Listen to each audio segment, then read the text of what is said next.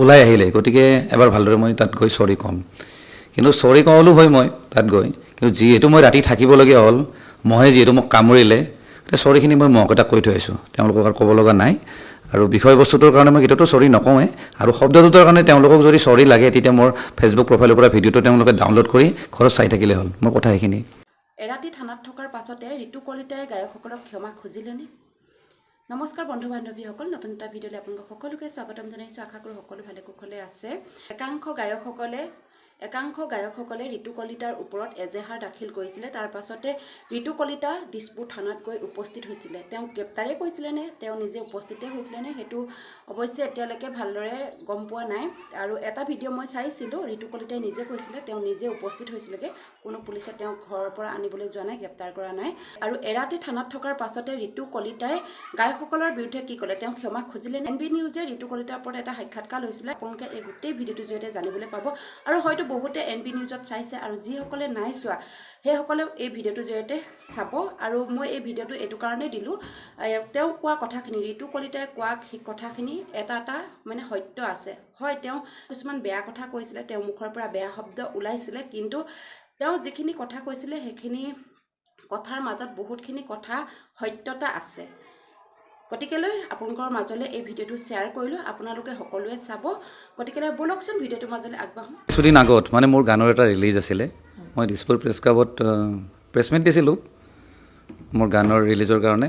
তাত মই যিহেতু সমগ্ৰ ছ'চিয়েল মিডিয়া বা নিউজ চেনেলবিলাকত এটা বিষয় লৈ খুব মানে চৰ্চিত হৈ আছিলে যে গানৰ যে বা ছিংগাৰখিনিয়ে বিহু মঞ্চৰ কাৰণে ইমান টকা, মানে খুব তালিকাবিলাক ওলাই আছিলতো। তো এইটো সন্দৰ্ভত মই মন্তব্য দিছিলোঁ, কিন্তু নিউজত দুই এটা নিউজত বাজিছে যদিও কাৰো কাণসাৰ নাছিলে। ক'ব গ'লে এখন কাণেদি শুনিছে, এখন কাণেদি উলিয়াই দিছে। তাৰ কিছুদিন পিছত দুদিন পিছত চাগে মই এটা ফেচবুক লাইভত মই অকণমান মুডত আছিলোঁ, অকণমান খাই লৈ আছিলোঁ, মই চিঞৰ দিলোঁ, গালি দিলোঁ, দুটা শব্দ বেয়া ওলাই গ'ল। আৰু তাৰপিছত ৰাতি মোক দুজনমানে মোক ফোনো কৰিছিলে যে ভিডিঅ'টো ডিলিট কৰি দিব, তই বহুত বেয়াকৈ কৈ দিলি। মই মানে আনকনচিয়াছ আছিলোঁ। তাৰপিছত মই ৰাতিপুৱা যে চাওঁ, মইতো বহুত বেয়াকৈ গালি দিলোঁ। তাৰপিছত মই ভিডিঅ'টো ডিলিট কৰি দিলোঁ। লগে লগে এটা স্পষ্টীকৰণ বুলি মই ক্ষমা খুজি পেলাই মই ক'লোঁ যে যি দুটা শব্দ কৈছোঁ সেইটো ক'ব নালাগিছিলে, আৰু মোৰ নিজৰো বেয়া লাগিছে, তাৰ কাৰণে চৰি। মই কাকো হাৰ্ট কৰিবৰ কোনো ইণ্টেনশ্যন নাই। চ' কোনো যাতে হেৰি কৰি নলয় আৰু গাত পাতি নলয়।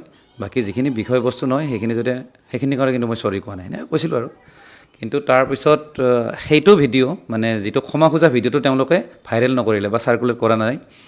আগৰ যিটো ডিলিট কৰিছিলোঁ তাৰে অকল বেয়াখিনি, মানে এণ্টায়াৰ ভিডিঅ'টোৰ মানে অকল বেয়া ৱৰ্ডখিনি তেওঁলোকে কাটি পেলাই স্ক্ৰীণ ৰেকৰ্ডিং কৰি গোটেই মানে অসমখনত মানে ভাইৰেল কৰি দিলে। কিন্তু কথাটো হ'ল আজিৰ ডেটত ক'ব গ'লে নেট চবৰে থাকে, আনলিমিটেড নেট থাকে আজিকালি। গোটেই ভিডিঅ'টো কিয় নিদিলে? নিশ্চয় মোৰ ইমেজটো বেয়া সজোৱাৰ কাৰণে বা কিবা কৰাৰ কাৰণে তেওঁলোকে অকল সেই ক্লিপখিনি বজালে। আৰু যিহেতু মই ক্ষমা খুজিছোঁ, তাৰপিছত তেওঁলোকে ক্ষমা খোজা ভিডিঅ'টো তেওঁলোকে চাৰ্কুলেট কৰিব লাগিছিল, কিন্তু সেইটো নকৰি তেওঁলোকে আকৌ দিছপুৰ থানাত আহিছে। 2 দিন নে 3 দিন হ'ল আহিছে। আৰু গোটেইবিলাক মানে যিখিনি আৰ্টিষ্টক মই একচুৱেলি কোৱা নাছিলোঁ, কাৰণ মই বেছি টকা যোনে ডিমাণ্ড কৰে সেইখিনিক উদ্দেশ্যি মই কথাখিনি কৈছিলোঁ। কিন্তু তেওঁলোকে ইভেন জেপি দাসক মানে বস্তুটোত সামৰি লৈছে, বা সন্ধ্যা মেননক সামৰি লৈছে, বা বিপিন চাংডাঙক সামৰি লৈছে। তাৰমানে ক'ব গ'লে সিহঁতে মোৰ লগত মানে মই কথা যে ক'ব যে নাজানো যে সেইটো তেওঁলোকে সুবিধা লৈছে। আৰু সেইকাৰণে মই বিৰাট বেয়া পাইছোঁ। আৰু সেইকাৰণে ভাবিলোঁ যিহেতু এইখিনি মানুহ আহিছে, ওলাই আহিলে, গতিকে এবাৰ ভালদৰে মই তাত গৈ চৰি ক'ম। কিন্তু চৰি ক'লো হয় মই তাত গৈ, কিন্তু যিহেতু মই ৰাতি থাকিবলগীয়া হ'ল, মহে যিহেতু মোক কামুৰিলে, চৰিখিনি মই মহক এটা কৈ থৈ আহিছোঁ, তেওঁলোকক আৰু ক'ব লগা নাই। আৰু বিষয়বস্তুটোৰ কাৰণে মই কেতিয়াতো চৰি নকওঁৱে, আৰু শব্দ দুটাৰ কাৰণে তেওঁলোকক যদি চৰি লাগে তেতিয়া মোৰ ফেচবুক প্ৰফাইলৰ পৰা ভিডিঅ'টো তেওঁলোকে ডাউনলোড কৰি ঘৰত চাই থাকিলে হ'ল। মোৰ কথা সেইখিনি। আপুনি শিল্পীসকলক কি বেয়া বুলি কৈছিল? কি কৈছিল? শব্দ দুটা বাচ্চা আছিলে। আপুনি আৰু এইটো আৰু কি আৰু সুধিছে সেইটো আৰু শব্দটোত আপুনি ক্ষমা বিচাৰিছে? ক্ষমা কৈছোঁ যে এইটো বেয়া শব্দ, এইটো গালি হয়। আৰু মই যিটো ৰিয়েলাইজ কৰিছোঁ মোৰ ভুল বুলি মই স্বীকাৰ কৰিছোঁ। কিন্তু তেওঁলোকে খুব এজনে বাইট দিছিলে, কিবা পদ্মনাভ বৰদলৈ নে কি, মই আগতে তেওঁক চিনি পোৱা নাছিলোঁ। তেওঁ যিটো বাইট দিলে, মই পিছত তেওঁ চালোঁ যে তেওঁৰ শেহতীয়াকৈ এটা গান এটা ওলাইছে, কিবা কৰো লাগে। তো মই কৈছোঁ যে তেওঁতো এনেকুৱা ডুৱেল মিনিং গান উলিয়াইছে, ঠিক আছে। তাৰপিছত তেওঁ এটা চেনেলত আকৌ কৈছে যে কৰো কৰো লাগে শব্দটো হেনো অভিধানিকভাৱে শুদ্ধ, ইয়াত কোনো বেয়া কথা নাই। এতিয়া মই যদি কওঁ যে চোৱা বাচ্চাটো অভিধানিকভাৱে একো বেয়া শব্দ নহয়, কাৰণ গাহৰি আমি প্ৰিয়, নৰ্থ ইষ্টৰ মানুহে গাহৰি ভাল পায়, গাহৰিৰ পোৱালিহে। কথাটো হ'ল মই যে শব্দটো দুটা কৈছোঁ তাৰ মানে কি ফুটি উঠিছে যে গালি বুলি মানুহে ফিল কৰিছে, সেইটো মই নিজে কৈছোঁ বা মানুহে ফিল কৰে চোৰৰ বাচ্চা বুলি ক'লে। কিন্তু কথাটো হ'ল কৰো কৰো লাগে বুলি ক'লে কোনো ভাল ফিল হয়, এটা বেয়া ফিল হয়, ছেক্সুৱেল ফিল আহে। তেওঁলোকৰ কথাটো হ'ল তেওঁলোকে গানৰ যোগেদি যদি বেয়া শব্দ কয় তেওঁলোক ভাল, সেইটো আমি একচেপ্ট কৰিব লাগে। আৰু মই যদি বেয়া মুখেদি যদি কৈ দিলোঁ, কাৰণ মই এটা নৰ্মেল মানুহ, সাধাৰণ মানুহ, মইতো শিল্পী নহয়, গতিকে মোৰ কথাখিনি তেওঁলোকে গাত পাতি ল'লে। আৰু তেওঁলোকৰ মাননিক লৈ আপুনি যোনটো কথা কৈছিল সেইটোত এতিয়াও অটল আছেনে? একদম।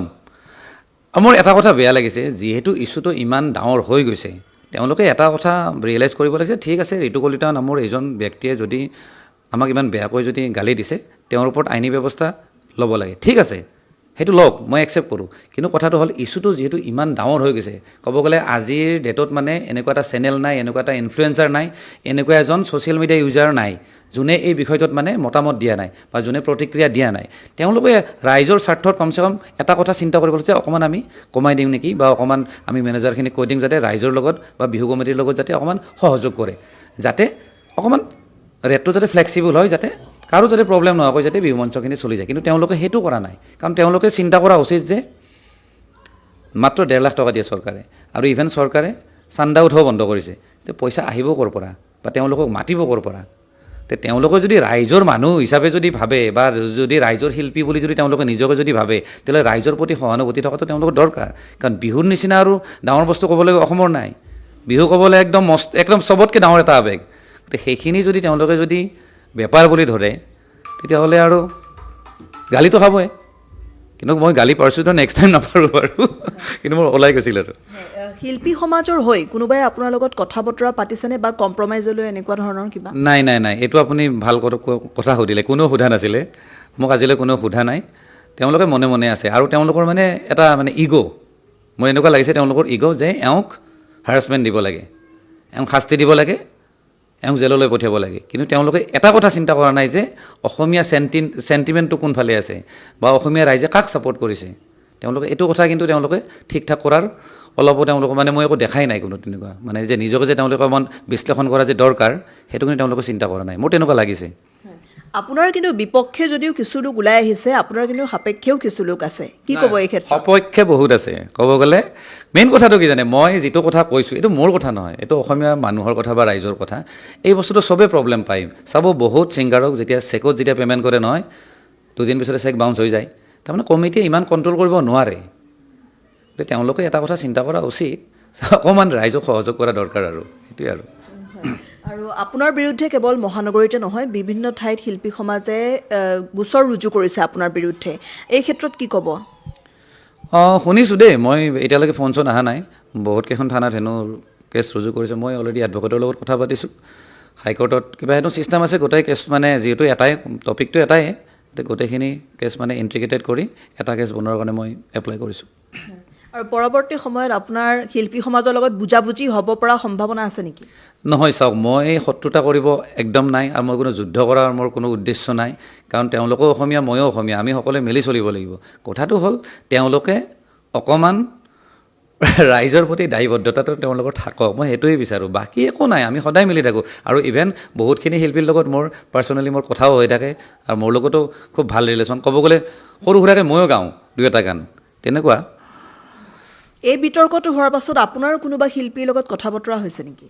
না, হৈছে, বহুতে ফোন কৰিছে, মানে নাম মই নকওঁ, ইভেন যিখিনি মানুহ তাত থিয় হৈছে হয়তো তাৰে পৰাও বহুতখিনি মানুহে মোক ফোন কৰি আছে বা কথা পাতি আছে। নাই, চবেই কৰিছে সমৰ্থন, খালি কেইজনমান আছে, সেইকেইজন একচুৱেলি শিল্পীয়ে নহয়, ক'ব গ'লে তেওঁলোক ধদুৱা বুলি ক'লোঁ। সেইকেইটা 2টামান গান উলিয়াইছে, ভাইৰেল হৈছে, বাছ নিজকে নিজে একদম ডাঙৰ ছিংগাৰ বুলি তেওঁলোকে কয়। চাব, আজিৰ ডেটত আজি দীপেন বৰুৱা ছাৰ আছে বা যিমানখিনি আগৰ স্বনামধন্য যিখিনি শিল্পী আছে, তেওঁলোকেতো ইমান টকা ডিমাণ্ডে নকৰে, কিন্তু ফটুৱা কেইটামান গান গোৱা শিল্পীয়ে আজিৰ ডেটত খোজে কিমান? 5 লাখ, 10 লাখ, 8 লাখ। আৰু তেওঁলোকৰ লিৰিক্সবিলাক চাব, অকল প্ৰেমক বাহিৰে তাহাঁতৰ কোনো লিৰিক্সে নাহে, মানে না জাতিৰ কাৰণে গাইছে, না মাটিৰ কাৰণে গাইছে, কোনো মতলবে নাই, না প্ৰকৃতিক লৈ তেওঁলোকে গান গাইছে, অকল খালি প্ৰেমৰ গান। মানে বুজি নাপাওঁ তেওঁলোকৰ মাথাত একো নাহে নেকি? তেনেকুৱা কথা আৰু এটা কথা মোৰ আচৰিত লাগে, মই দুটা শব্দ কওঁতে, এইটো কিন্তু ছ'চিয়েল মিডিয়াত বহুতেই লিখিছিল দেই, দুটা শব্দ কওঁতে তেওঁলোকে ইমান যে একত্ৰিত হৈছিলে, ৰাজীৱ শদিয়া যেতিয়া ঢুকাই গ'ল তেওঁলোকে কিন্তু তেনেকৈ কিন্তু নগ'ল কিন্তু তেওঁলোকৰ ওচৰত হা, এতিয়া শিল্পী সমাজ ওলাই নাহিলে আৰু মানে এটা লবি টাইপ মানে তেওঁলোকে মানে চলে, যিখিনি ভাল শিল্পী নহয় তেওঁলোকক মানে একাষৰীয়া কৰি থৈ দিব, তেওঁলোকে এটা মেইন ষ্ট্ৰীম এটা বনাই থৈ দিয়ে যে আমিয়ে শিল্পী আৰু বেলেগ শিল্পী নহয়। তাৰ ভিতৰত বহুত বেসুৰা ছিংগাৰো আছে। আপোনালোকে চাব, যোৱা বছৰ পদ্মনাভ বৰদলৈ অভদ্ৰামী কৰিছিলে হাজোৰ এখন বিহুত, ৰাইজে তেওঁক নমাই দিব বাধ্য হৈছে। গতিকে তেনেকুৱা অভদ্ৰ শিল্পীবিলাকে আজি যদি মোক কয় যে মই অশালীন মানে মন্তব্য দিছোঁ, তেওঁৰ গানে অশালীন কিবা বোলে কৰোঁ লাগে, মোৰ মানে আচৰিত লাগিছে। আৰু মোৰ এটা কথা আচৰিত লাগিছে, থানাত যিখিনি মানুহ থিয় হৈ আছে নহয়, ভাল শিল্পীৰ লগত পদ্মনাভ বৰদলৈ আছে, মোৰ আচৰিত লাগে। বা সেই ভাল শিল্পীকেইজন কেনেকৈ মানে এওঁলোকৰ লগত থাকে, থিয় হৈছে, মোৰ আচৰিত লাগে, লাজো লাগে ক'ব গ'লে। আপুনি গোটেই ঘটনাটোৰ অন্তত এতিয়া আপুনি লাষ্ট কি ক'ব বিচাৰিব? মানে যিহেতু গোটেই অসমবাসীয়ে মোক যিটো সমৰ্থন দিছে, ক'ব গ'লে গোটেই অসমবাসীৰ কাৰণে মই সদায় চিৰকৃতজ্ঞ, বা অসমবাসীৰ কাৰণে মই সদায় কাম কৰি যাম বুলি ভাবিছোঁ। আৰু যিহেতু ইমানখিনি ছাপোৰ্ট দিছে, ক'ব গ'লে অসমীয়া সন্তান হিচাপে সেইখিনি মোৰ দায়িত্ব বাঢ়ি গ'ল আৰু ক'ব গ'লে। পৰৱৰ্তী সময়তো আপুনি বিভিন্ন ঘটনা বা বিভিন্ন সন্দৰ্ভত আপুনি মাতি যাব নে এইবাৰ এনেকুৱা হোৱাৰ পাছত আপুনি ভয় খাব? নাই, মই একচুৱেলি ভয় খোৱাই নাই, মই ভয় খোৱা নাই। মই যদি ভয় খালোঁ হয় নহয়, মই পলালোঁ হয়। মই যিদিনাখন মাতিছে থানাত, মই নিজে গৈছোঁ, গাড়ীখন আগত ৰখাই থৈ দিছোঁ, আধা ঘণ্টা ধৰি ৰখিছোঁ। ছাৰহঁতে ক'ৰবাত ধৰ্ণা নে কিবা আছিলে, তাত গৈছিলে, তো আধা ঘণ্টা মই ৰখিছোঁ, মই নিজে গৈছোঁ। ইয়াত কোনো ভয় খোৱা পলোৱা বুলি কথা নাই, কাৰণ মই তেনেকুৱা না মাৰ্ডাৰ কৰিছোঁ নে কিবা ডাঙৰ কিবা ক্ৰাইম কৰিছোঁ। মই কিবা ৰাইজৰ হকত বা অসমীয়াৰ স্বাৰ্থত মই এটা কথা কৈছোঁ, খালি কথাটো কোৱা মানে ৱে অফ স্পিকিং মোৰ সেইটো বেয়া আছিলে, কাৰণ মই তেনেকৈ কথা পাতোঁ, বেছি স্ক্ৰিপ্টেড কৰি কথা পাতিব নাজানো, কাৰণ তেনেকুৱা সজাই পৰাই ক'লে মোৰ ভুল হৈ যায়। গতিকে ডাইৰেক্ট কৈ দিলোঁ আৰু।